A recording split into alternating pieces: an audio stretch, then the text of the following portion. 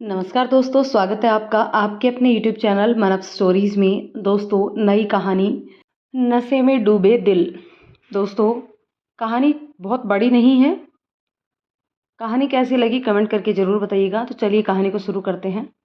शहर के सबसे प्रतिष्ठित और अच्छे कॉलेज में शुमार जगन्नाथ कॉलेज के गेट पर अचानक एक ऑटो आकर खड़ा हुआ। उसमें से एक लड़का उतरा। देखने में किसी फिल्मी हीरो से कम नहीं लग रहा था। 6 फीट से ऊपर निकलता कद, गोरा चिट्टा गोल चेहरा और उसके बालों का स्टाइल उसके चेहरे को और भी सुंदर बना रहा था। उसने आसमानी रंग का शर्ट और ब्लैक कलर का जींस पहने हुए था। काले ऑफिशियल शूज। कुल मिला के उसका लुक बहुत ही इम्प्रेसिव था। सामान के नाम पर बैग और बिस्तर था।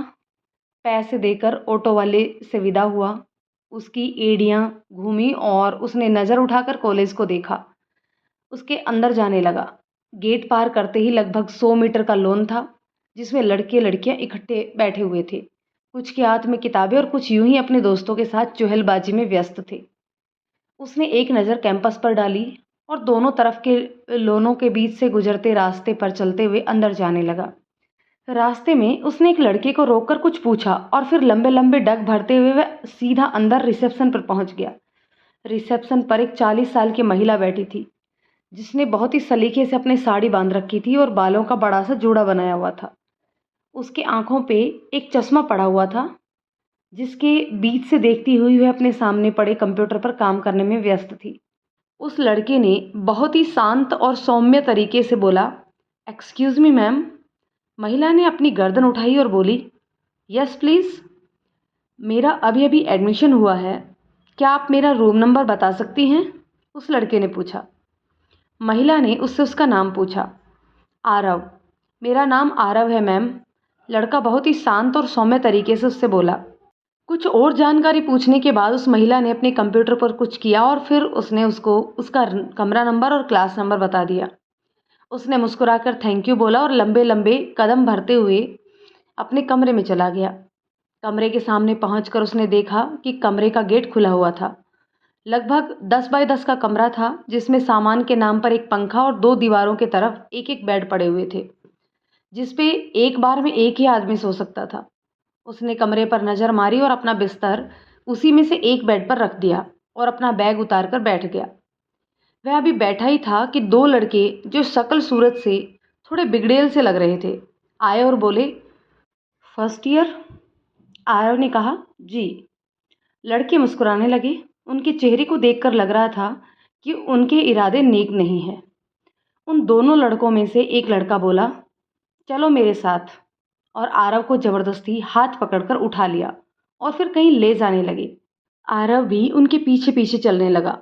आरव उन लड़कों के पीछे पीछे चलता चलता एक बड़े से कमरे में पहुंच गया, जहां पर उसने देखा बहुत सारे लड़के लड़कियां, कोई खड़ा है, कोई बैठा है, और सामने एक मंच सा बना हुआ था, जिस पर 4-5 लड़के और लड़कियां बैठे हुए हैं, जो शायद सीनियर थे।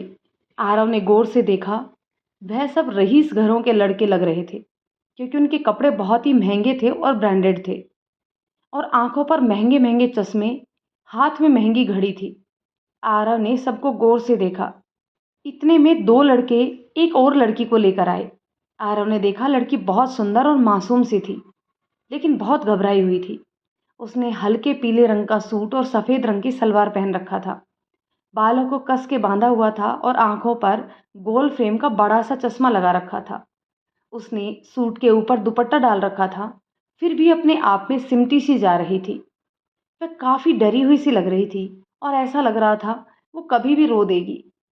गिरीश नाम का एक लड़का आगे बढ़ा और लड़की के चारों तरफ घूमते हुए बोला, ओहो, मैडम ने तो चमेली का तेल लगाया है, तभी बहुत भयानक बदबू आ रही है।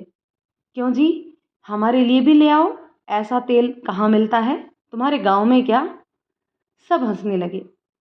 फिर गिरीश ने उसका दुपट्टा खींच लिया और बोला, जरा चेहरा तो ऊपर कर लो, हम भी तो दीदार कर लें आपके इस नूरानी चेहरे को।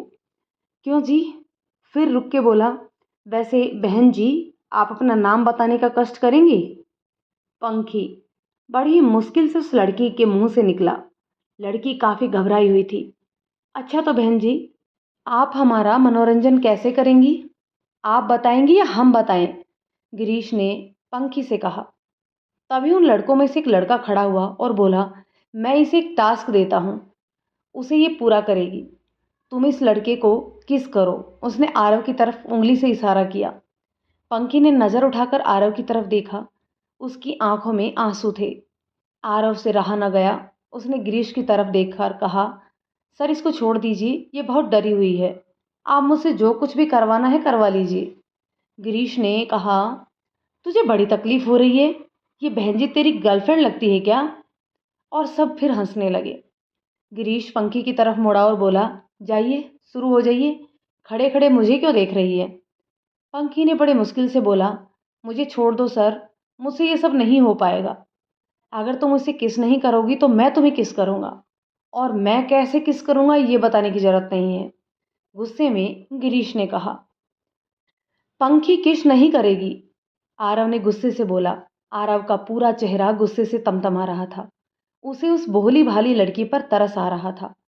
यह सुनते ही सारे लड़के चौंक गए और आरव को खा जाने वाली नजरों से देखने लग गए। और करीना का चेहरा तो गुस्से से लाल हो गया। गिरीश ने धमकी देने वाले अंदाज में बोला, लड़के, तेरी हीरो वाली शक्ल है तो ज्यादा हीरोपंती मत दिखाओ, नहीं तो मार मार के सारी हीरोगिरी निकाल दूंगा। आरव ने करीना की आंखों में आंखें डालकर कहा, करीना जी, आप भी एक लड़की हैं और इस तरह एक लड़की होकर आप दूसरी लड़की के साथ ऐसा कैसे कर सकती हैं? आप इसको जाने दीजिए, बदले में मुझसे जो करवाना है करवा लीजिए। करीना ने आरव को घूर कर देखा और अपने होठों से सिगरेट निकाल कर नीचे फेंका और अपने जूतों से उसे मसल दिया और बोली, क्या बात है, इस बहन जी पर तो तुझे बहुत ज़्यादा प्यार आ रहा है। चल कोई बात नहीं, हम तेरी बात मान लेते हैं, लेकिन फिर तुझे मेरी एक शर्त माननी पड़ेगी। आरव ने बहुत ही शांत स्वर में कहा, आपकी सारी शर्तें मुझे मंजूर हैं, बशर्ते आप इस लड़की को जाने दो। गिरीश ने बीच में करीना को टोकते हुए कहा, पर करीना। करीना ने कहा, गिरीश, करीना के सामने कोई भी ऊंची आवाज में बात करे करीना को बिल्कुल भी पसंद नहीं है। तुम देखते जाओ आगे मैं क्या करती हूँ। और फिर आरव की तरफ घूमकर बोली, हाँ तो मिस्टर, तुम मेरी बात मानने के लिए तैयार हो? आरव ने हाँ में जवाब दिया, लेकिन पहले आप वादा कीजिए कि इस लड़की को जाने देंगे। करीना ने कहा, तू चिंता मत कर, करीना अपने वादे से कभी नहीं मुकरती। आरव की आंखों में खौफ का नामो निशान तक नहीं था। वह करीना की आंखों में आंखें डालकर बातें कर रहा था। यह बात गिरीश को अच्छी नहीं लग रही थी। वह गुस्से से लाल पीला हो रहा था। आरव ने मुस्कुराकर कहा, जी बताइए, मुझे क्या करना है? यह सब देखकर पंखी खौफ से मरी जा रही थी। उसे आरव के लिए बुरा लग रहा था, पर वह कर भी क्या सकती थी? उसका डर से खुद ही बुरा हाल था।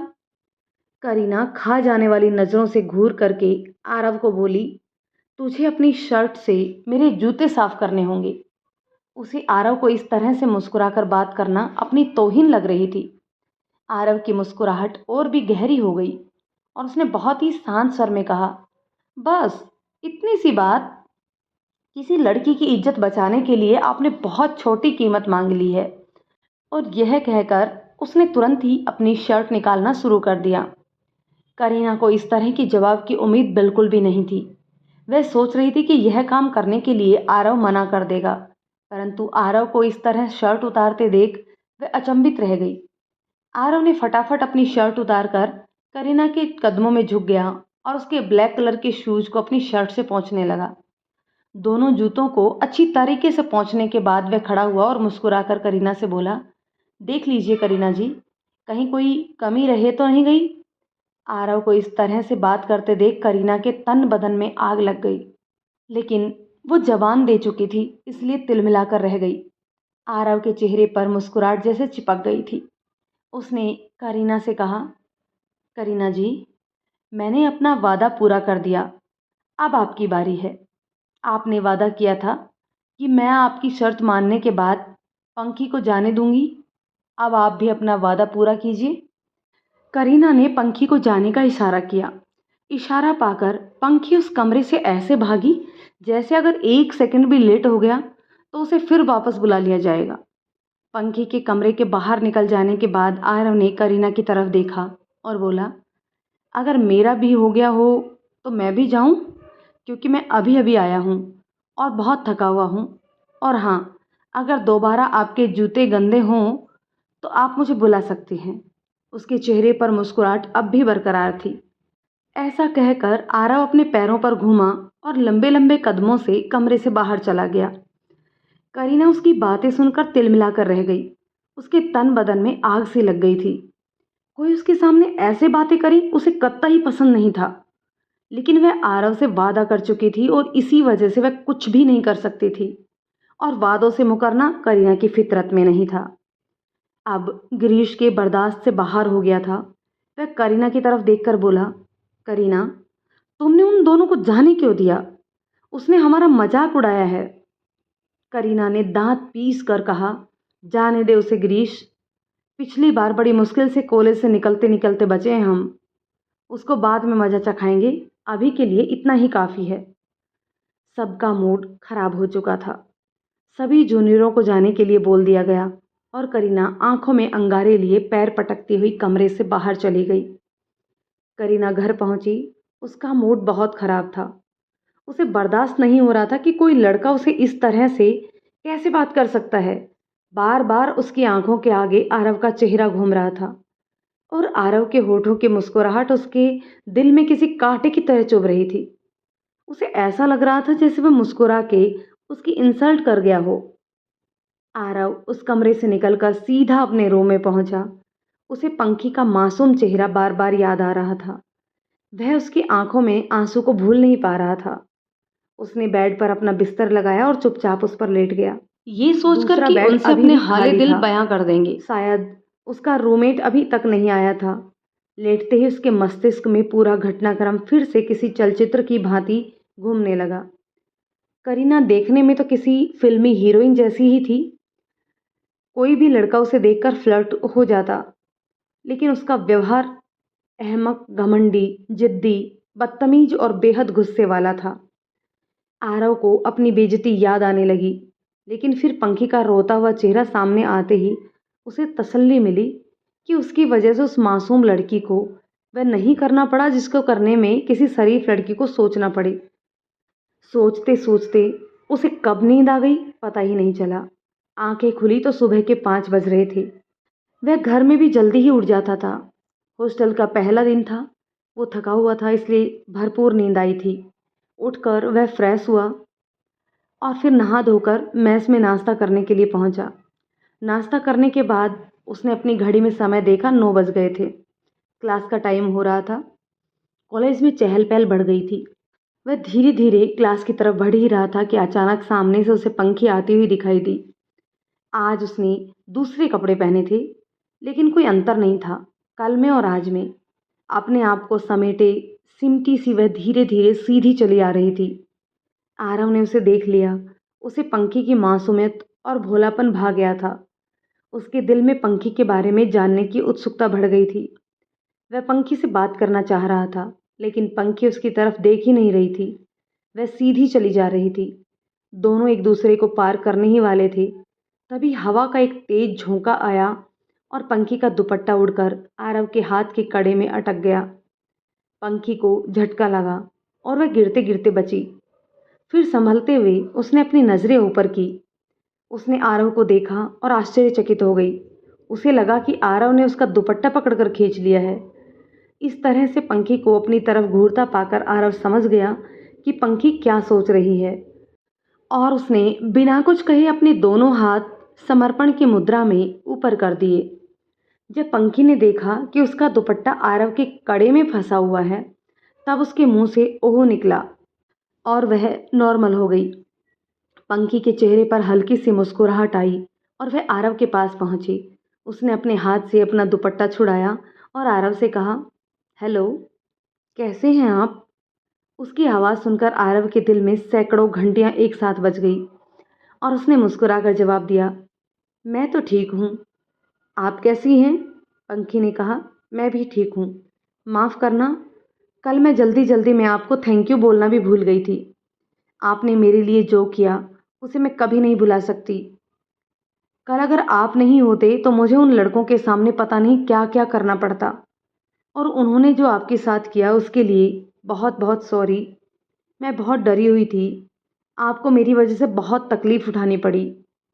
पंखी सच में बहुत ही शर्मिंदा फ़ील कर रही थी और साथ में दुखी भी थी।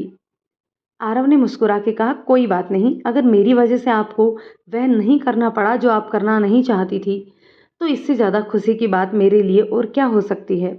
और रही बात मेरे शर्ट की, तो लॉन्ड्री में धुल जाएगी और साफ़ हो जाएगी। आरव ने मुस्कुराते हुए जवाब दिया। फिर भी अगर आप बुरा फील कर रही हैं, तो मुझे आप 1 कप कॉफ़ी पिला सकती हैं। इसके लिए मैं मना नहीं करूँगा। पंखी ने मुस्कुरा के कहा, क्यों नहीं? जी ज़रूर। वह शायद पहली बार आरव के सामने खुलकर मुस्कुराई थी।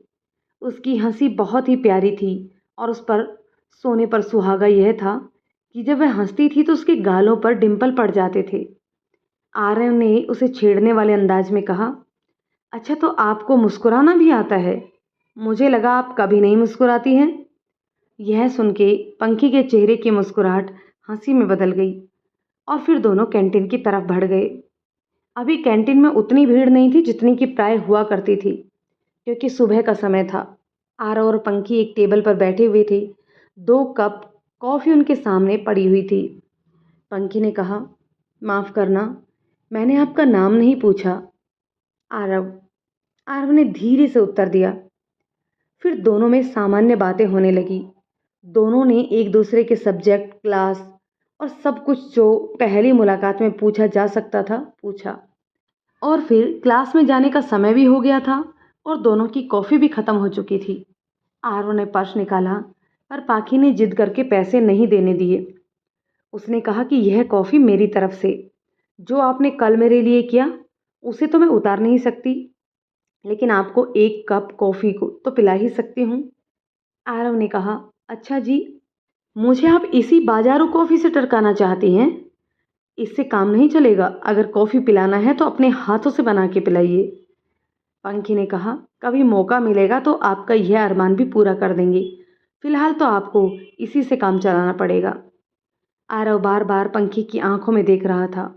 उसको पंखी की मुस्कुराहट, उसका चेहरा, उसकी बात करने का तरीका बहुत ही अच्छा लग रहा था।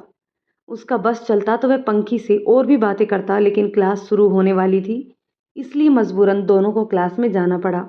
और संयोग ऐसा कि उन दोनों को एक ही क्लास थी।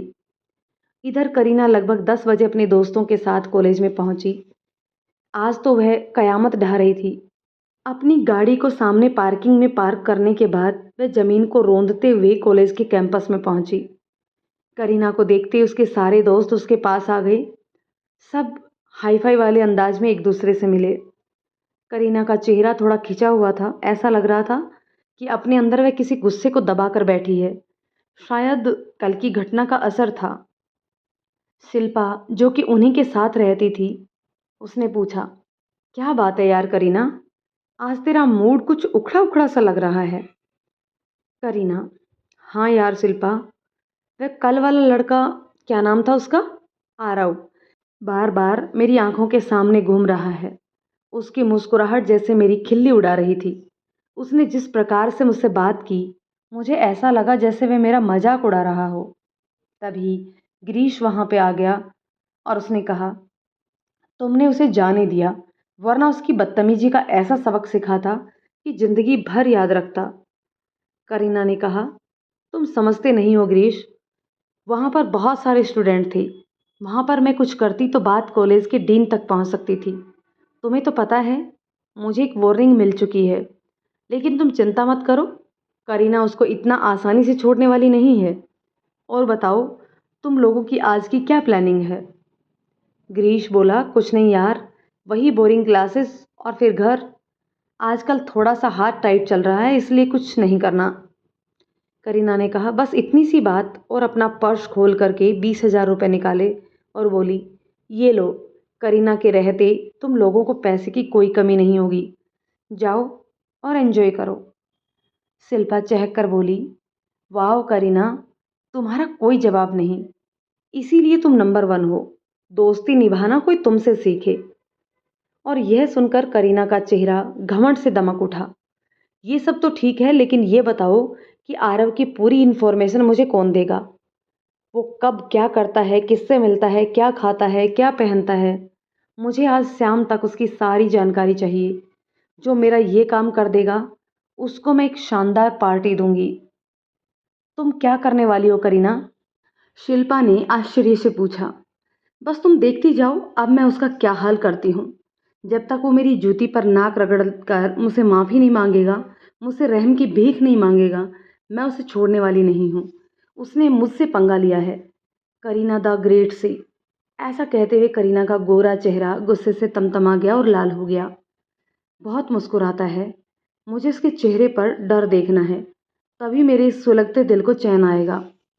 तभी गिरीश ने कहा, करीना, क्लास का टाइम हो गया है, चलना नहीं है क्या? अबे छोड़ना यार, चल मस्ती करते हैं। चल कैंटीन चलते हैं, भूख लगी है। आज गुस्से में नाश्ता भी नहीं किया मैंने। और फिर सब कैंटीन की तरफ चल पड़ते हैं। 3 पीरियड अटेंड करने के बाद आरव को भूख लग जाती है। वो कुछ खाने के लिए कैंटीन की तरफ बढ़ता है। तभी उसको पंखी की याद आती है। वो वापस क्लास में भागता है और उसे बहुत ढूंढता है, लेकिन पंखी उसे कहीं नहीं दिखी। थक हार कर वह अकेले ही कैंटीन में चल पड़ता है और वो सोचता है कि पंखी आखिर कहाँ जा सकती है। वह कैंटीन में पहुंचा। लगभग सभी टेबल भरे हुए थे। बड़ी मुश्किल से एक सीट खाली मिली। आरव वहां बैठ गया। उसका दिमाग पंखी में गुम था। वह बार बार पंखी की मुस्कुराहट याद कर रहा था। उस लड़की में कुछ तो बात है जो आरव के दिलो दिमाग में छा गई थी। वैसे कम तो आरव भी नहीं था। अच्छा खासा, हैंडसम सा, लंबा चौड़ा। फिर भी पता नहीं क्या खास बात थी जो पंखी उसके दिमाग में बस सी गई थी। उसने खाने के लिए कुछ ऑर्डर किया और इंतजार करने लगा। 3 घंटे से करीना और उसके दोस्त कैंटीन में बैठे थे। वो हंस रहे थे। तभी शिल्पा की नज़र आरव पर पड़ी। वह चौंक गई। अरे यार करीना, देख, ये आरव ही है ना जिसे तू ढूंढ रही है? करीना ने जिस तरफ शिल्पा ने इशारा किया, जल्दी से घूमकर उस तरफ देखा। सामने ही आरव बैठा हुआ दिखाई दिया। कल का मंजर उसकी आंखों के आगे घूम गया। उसका चेहरा गुस्से से तमतमा गया। वह जल्दी से उठी और आरव की तरफ बढ़ी। आरव के पीछे वाले टेबल पर पड़ा पानी का जग उसने उठाया और सीधा आरव पर उड़ेल दिया। आरव चौंक कर खड़ा हो गया और गुस्से से देखा, लेकिन सामने करीना को देखकर उसका गुस्सा शांत हो गया। करीना ने नकली हैरानी दिखाते हुए आरव से कहा, अरे आप तो पूरे गीले हो गए, माफ़ करना, आपको मैंने देखा नहीं। और तंज से मुस्कुराने लगी। आरव समझ गया कि यह मुझे जानबूझकर परेशान कर रही है। उसने प्यार से करीना को देखा और बहुत ही नम्र आवाज में बोला, कोई बात नहीं, माफ किया मैंने आपको। आप भी सोचेंगे किसी रईस से पाला पड़ा था। आपकी माफी कबूल कर ली मैंने। उसके चेहरे पर मुस्कान अब भी थी। उसके इस तरह से बात करते देख करीना के तन बदन में फिर से आग लग गई। वह गुस्से से फट पड़ी। तुम अपने आप को समझते क्या हो? तुम बहुत बड़े 30 मार का हो, करोड़पति हो क्या तुम मेरे सामने? तुम्हारी औकात जीरो है, जीरो। आरव ने शांत स्वर में कहा, अरे आप इतना जोर से चीखिए मत, आपका मेकअप खराब हो जाएगा। एक काम कीजिए, लीजिए थोड़ा पानी पीजिए। और सच में उसने अपने सामने टेबल पर पड़े बोतल को करीना के को देने के लिए आगे बढ़ा दिया। आरव करीना से बहुत ही शांति से मुस्कुराकर बात कर रहा था। उसके चेहरे पर तनिक भी डर और तनिक भी गुस्सा नहीं था। और ये बात करीना से बर्दाश्त नहीं हो रही थी। वह गुस्से से तमतमाई हुई थी। इतने में पीछे से गिरीश लपक कर पहुंचा और सीधा आरव का कॉलर पकड़ लिया। लड़ाई होने की संभावना देख करके पूरा कैंटीन खाली हो चुका था। अब आरव के बर्दाश्त से बाहर हो रहा था। उसकी आंखों में खून उतर आया और उसने दहाड़ कर गिरीश से कहा, कॉलर से हाथ हटा। गिरीश ने कहा, अगर नहीं हटाया तो क्या करेगा? तेरा वो हाल करूंगा कि तू एम्बुलेंस में हॉस्पिटल जाएगा। आरव ने दांत पीस कर कहा।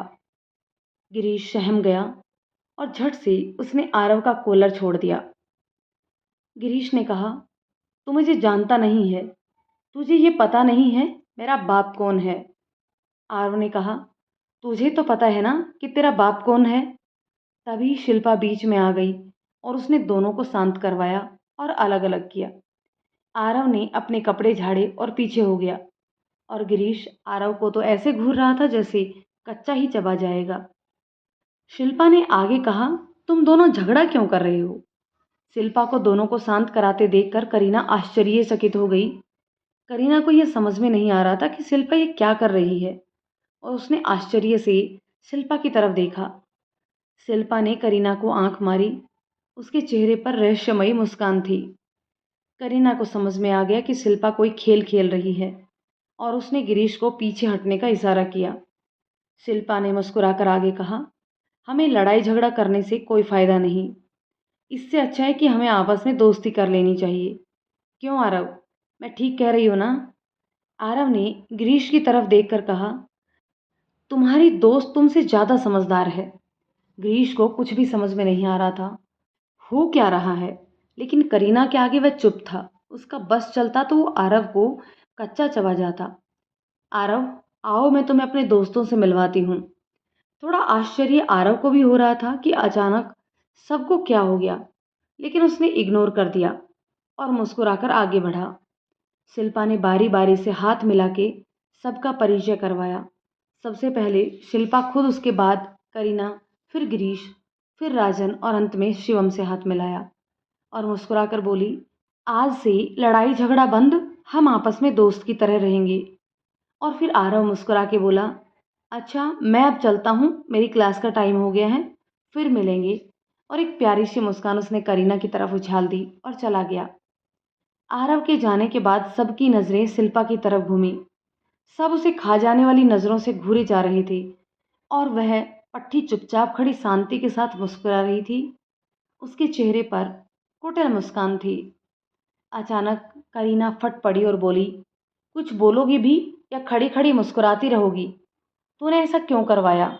जिस बंदे से मैं बात करना भी पसंद नहीं करती, तूने उससे हाथ मिलवाया। उस 2 टके के आदमी ने मुझे धमकी दी, फिर भी करीना की वजह से मुझे उससे हाथ मिलाना पड़ा।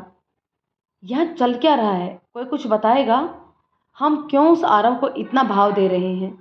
कल उसको वैसे ही छोड़ दिया, आज उससे हाथ मिलाया।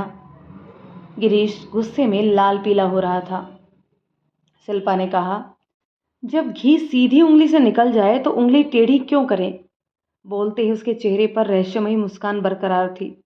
उसने आगे बोलना जारी रखा, हम उससे मारपीट करते, यह बात हो सकता है कॉलेज के डीन तक चली जाती, और फिर हमारे लिए मुसीबत खड़ी हो सकती थी। मेरे दिमाग में एक ज़बरदस्त प्लान है। हम उससे दोस्ती का नाटक करेंगे और फिर उसे ऐसा मज़ा चखाएंगे कि वह ज़िंदगी भर हम लोगों से पंगा लेने से पहले 100 बार सोचेगा। और करीना, तुम तो जानती हो कि शिल्पा की प्लानिंग कभी फेल नहीं होती। यह कहते हुए शिल्पा के चेहरे पर जैसे जमाने भर की मक्कारी चिपट गई हो। करीना अब संतुष्ट नजर आ रही थी। उसके चेहरे पर भी मक्कारी भरी एक मुस्कान तैर गई। लेकिन गिरीश शिल्पा की इस प्लानिंग से संतुष्ट नहीं था। वह अभी भी गुस्से से तमतमा रहा था। उसका बस चलता तो वह आरव को कच्चा चबा जाता, परंतु करीना के सामने बोलने की उसकी हिम्मत नहीं थी। समय धीरे धीरे बीता जा रहा था। पंखी और आरव रोज एक बार तो जरूर मिलते, लेकिन पंखी बहुत रिजर्व लड़की थी। पंखी बहुत ही ब्रिलियंट लड़की थी। वह पढ़ने में बहुत अच्छी थी। वह सिर्फ और सिर्फ आरव से बात करती और अपने बारे में कभी कुछ नहीं बताती, जबकि आरव पंखी के लिए दिल को बिछाए रखता था। उसे पंखी की मासूमियत, उसका भोलापन, उसकी मुस्कुराहट, उसके बोलने का तरीका, सब कुछ इसके दिल में घर कर गया था। आरव को पंखी का साथ बहुत अच्छा लगता था। वह क्लास खत्म होने के बाद भी पंखी के बारे में ही सोचा करता था। उसे पंखी की हर चीज बहुत अच्छी लगती थी। जब भी पंखी के पास होता तो उसे महसूस करता, परंतु पंखी पता नहीं क्यों समझना ही नहीं चाहती थी। यह समझकर भी वो अनजान बनी रहती थी। इधर करीना एंड पार्टी का व्यवहार आरव के लिए कुछ हद तक बदल गया था। शायद वो लोग अपनी प्लानिंग पर काम कर रहे थे। वह जब भी मिलते तो आरव से ढंग से बात करते और आरव से दोस्ती करने के मौके तलाशते रहते। धीरे धीरे आरव को लगने लगा कि करीना इतनी बुरी लड़की नहीं जितना सोचा था, परंतु उसे करीना के इरादों का अंदाजा नहीं था कि वह क्या चाहती है। एक दिन आरव और पंखी कॉलेज के लॉन में बैठे हुए थे, तभी वहां पर शिल्पा और ग्रीश आ गए। शिल्पा ने आरव को देखकर कहा, हाय आरव, कैसे हो आप? क्या मैं बैठ सकती हूँ? उधर पंखी ने ग्रीश को देखा तो वह थोड़ी सी सहम सी गई और अपने आप में और सिमट गई। उसे ग्रीश का यहाँ आना बिल्कुल भी अच्छा नहीं लग रहा था। ग्रीश ने भी आरव और पंखी को हाय बोला।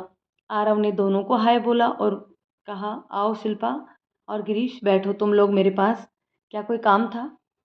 पंखी को आरव को इस तरह से शिल्पा और गिरीश को बैठाता देख करके बहुत तेज गुस्सा आया, पर वह शांत रही। लगता है पंखी जी उस वाक्य को अभी तक भूली ही नहीं है और उन्होंने मुझे अभी तक माफ़ नहीं किया है। शायद तभी उन्होंने मेरे हाय का जवाब नहीं दिया। कुटिलता की चाशनी में डूबी हुई मीठी आवाज़ में ग्रीश ने पंखी से कहा। पंखी ने ग्रीश के मुंह से अपना नाम सुना तो वह और भी सिमट गई। फिर ग्रीश पंखी की तरफ घूम करके बोला, पंखी जी, हम सिर्फ थोड़ी सी मस्ती करना चाह रहे थे, लेकिन अगर आपको बुरा लगा हो तो मैं हाथ जोड़कर आपसे माफ़ी मांगता हूँ। और सच में उसने हाथ जोड़ लिए। पंखी ग्रीश को इस तरह अपने सामने हाथ जोड़ते देखकर सकपका गई और बड़ी मुश्किल से हकलाते हुए बोली, नहीं नहीं, ऐसी बात नहीं है। शिल्पा ने बीच में ही टोकते हुए कहा, आप छोड़ो ना यार। पंखी, जो भी हो गया सो हो गया। ग्रीश अपने किए पर शर्मिंदा है, अब तो माफ़ कर दो यार। और आरव की तरफ देखकर बोली, आरव तुम ही बोल दो पंखी से, हम लोगों को माफ़ करने के लिए, शायद तुम्हारे बोलने से ज़्यादा फर्क पड़ जाए। पंखी ने कहा, ऐसी कोई बात नहीं है, मुझे आप लोगों से कोई गिला शिकवा नहीं है। वह शायद माहौल को भाप चुकी थी और उसके चेहरे पर हल्की सी मुस्कुराहट आ गई थी। ऐसा लग रहा था कि शायद ये लोग सच में ही माफ़ी मांगने आए हैं और अपने किए पर शर्मिंदा हैं।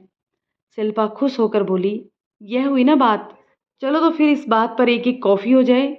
पंखी ने मना कर दिया, बोली, नहीं, क्लास में जाना है। इसका मतलब तुमने हमें अभी माफ़ नहीं किया। आरव, बोलो ना अपनी दोस्त को चलने के लिए, शिल्पा ने रिक्वेस्ट की। तब आरव ने पंखी से चलने की रिक्वेस्ट करी। बड़ी मुश्किल से पंखी उन दोनों के साथ चलने के लिए तैयार हुई। उसे बिल्कुल भी अच्छा नहीं लग रहा था। लगभग कॉलेज के 6 महीने बीत चुके थे, पेपर होने वाले थे। अब पंखी और आरव का मिलना थोड़ा कम हो गया था क्योंकि दोनों अपनी अपनी पढ़ाई में व्यस्त थे। आरव पंखी से बेहद प्यार करने लगा था। पंखी को देखे बिना उसे चैन नहीं आता था। अब पंखी भी आरव पर एक हद तक भरोसा करने लगी थी। उसे भी आरव का साथ अच्छे लगने लगा था और उससे सुख दुख की बातें भी करने लगी। पंखी का परिवार बहुत संपन्न नहीं था। उसने बड़ी मुश्किल से अपनी पढ़ाई पूरी की।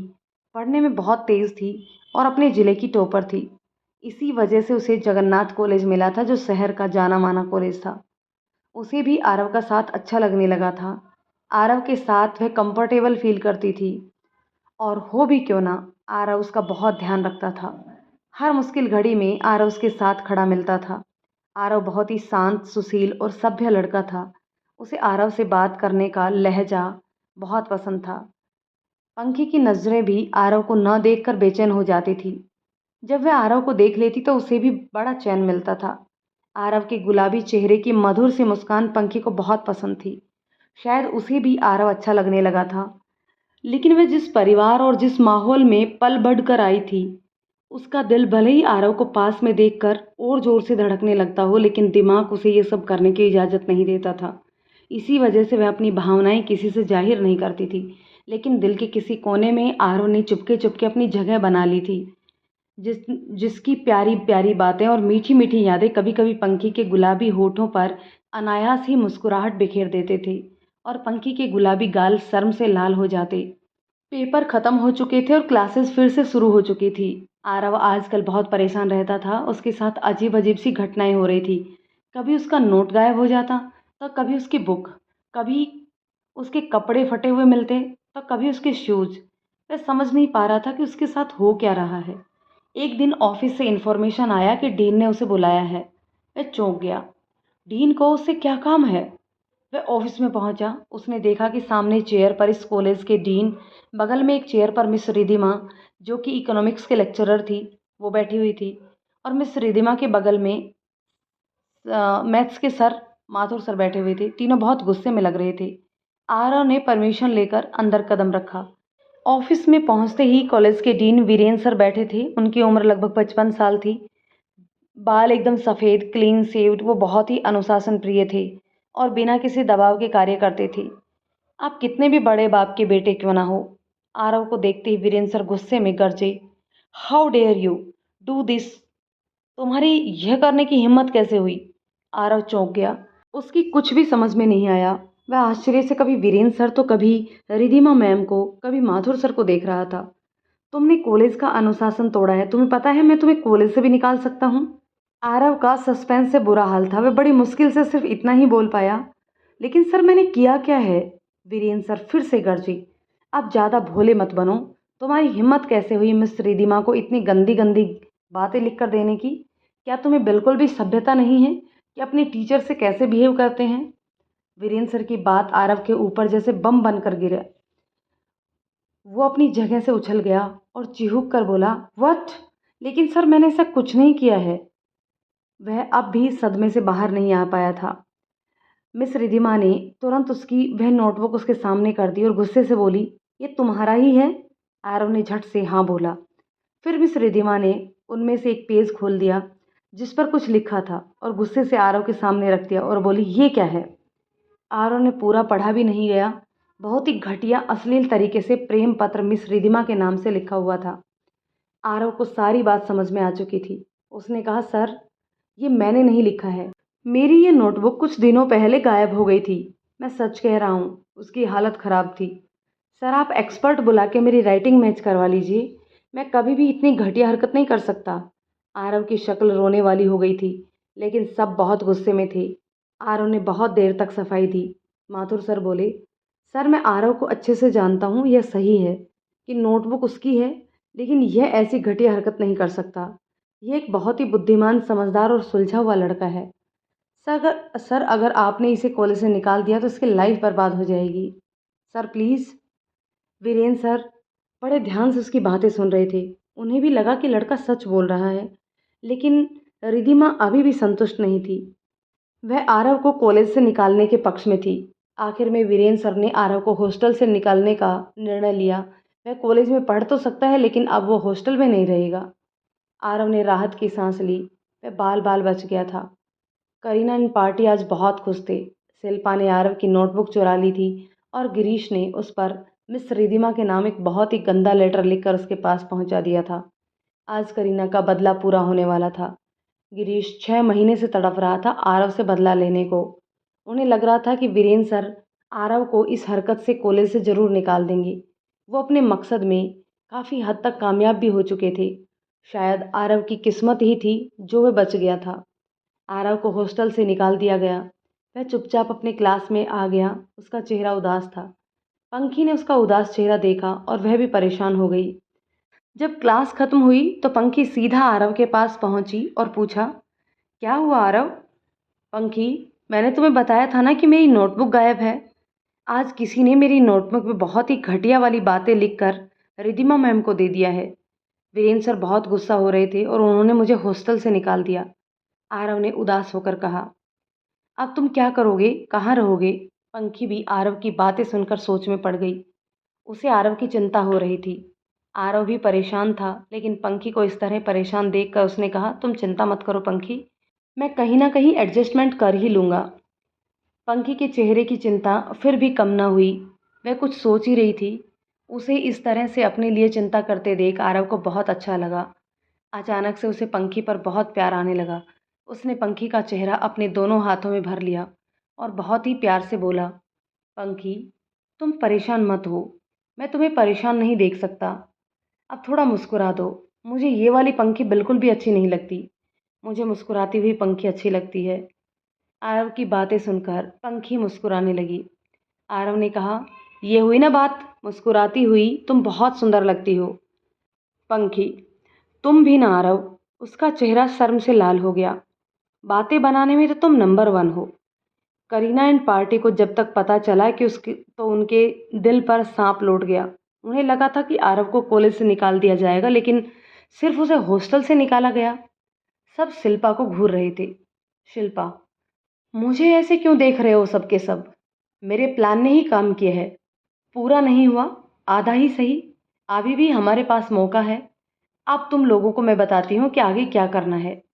अब हमें एक साथ दोनों पर वार करना है। वो जो बहन जी है ना, क्या नाम है उसका, वो चश्मिश? गिरीश तपाक से बोला। हाँ वही। पंखी। दोस्तों, कहानी के इस पार्ट को अभी के लिए यहीं रोकते हैं। मिलते हैं कहानी के नेक्स्ट पार्ट में। तब तक ये कहानी आपको कैसी लग रही है कमेंट करके ज़रूर बताइएगा। यदि कहानी पसंद आती है तो इसे लाइक शेयर कर दीजिए। चैनल पर नए हैं तो प्लीज़ चैनल को सब्सक्राइब ज़रूर कर लीजिए। मिलते हैं कहानी के नेक्स्ट पार्ट में। तब तक के लिए शुक्रिया।